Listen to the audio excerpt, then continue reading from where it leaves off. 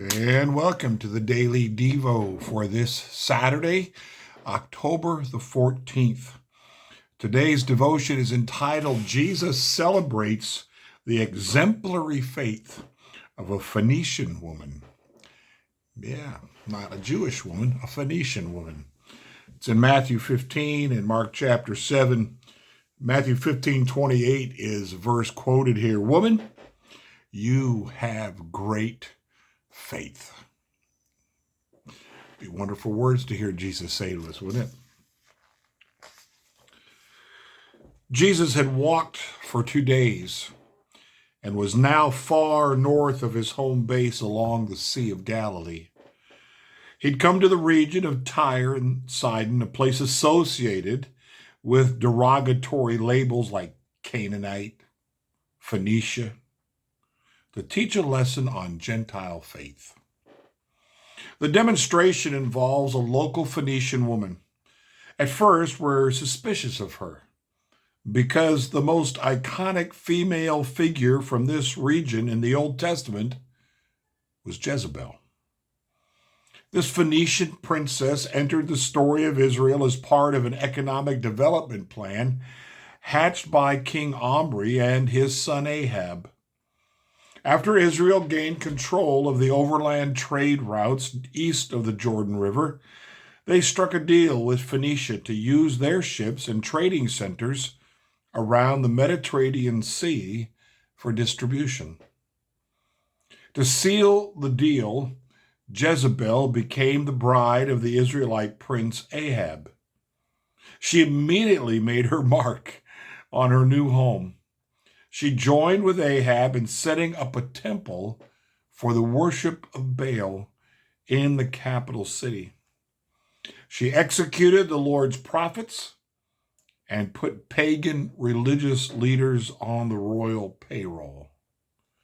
And she acquired the vineyard her husband wanted from Naboth by having this innocent man executed. Sounds like a sweetheart, doesn't she? In the end, Jezebel came to define the worst era in Israel's history. But we quickly find that the woman Jesus met is no Jezebel. Her demon-possessed daughter desperately needed help. Nevertheless, she did not go to the pagan deities of her region, but to the Jewish Messiah, whom she addressed as Lord, Son of David. This was a woman of faith. She humbly approached Jesus on her knees.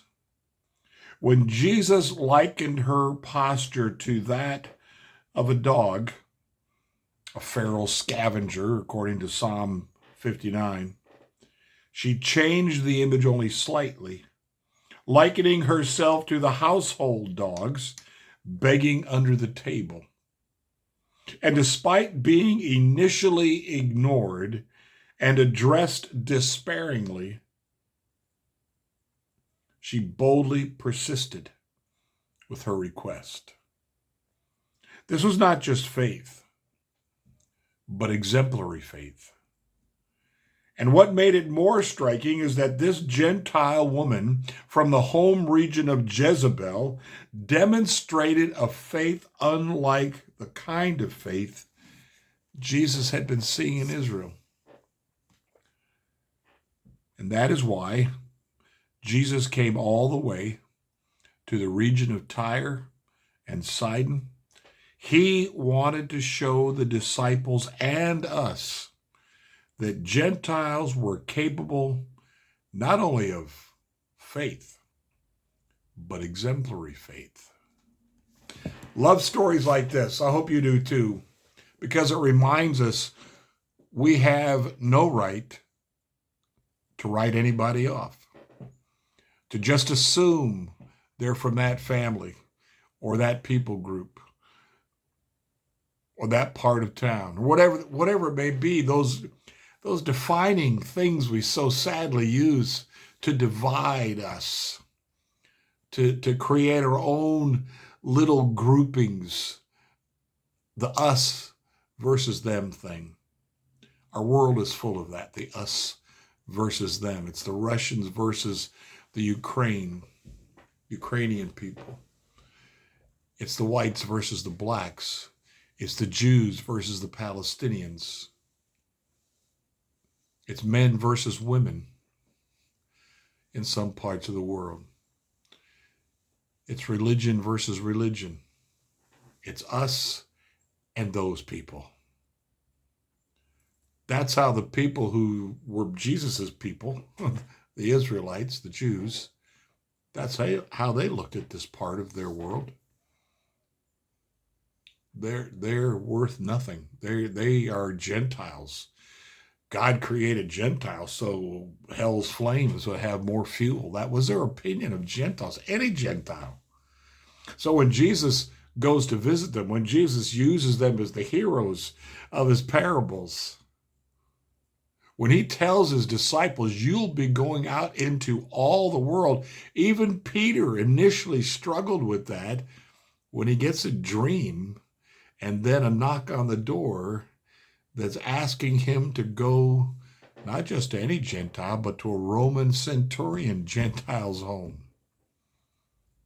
These are things the early church had to get over. Yes, even the original disciples had to get over that. We do too. It doesn't change. The history of the world is a broken record on the way we look at one another, on the way we want to get even with one another. This is a great story. Jesus goes there with all of its history, with Jezebel and Ahab and all of that and the horrible things that did to Israel in their history. Jesus goes there, finds this woman, and he finds in that woman exceptional, extraordinary faith, to stick with it, to keep asking, to keep praying. Basically is what she's doing as she talks to Jesus about this. He sees the faith. He rewards the faith. That's how we need to be. Jesus is a friend of sinners. We're talking about that this coming Sunday. I can't wait. I'm so excited about it. I hope it comes out of me the way it should to promote Jesus as a friend of sinners. And if he is, then I need to be too. No matter how different they may be, no matter their belief system, no matter how they do what they do or what they do, Jesus died for them just as much as he died for me. Blessings to you today on this Saturday.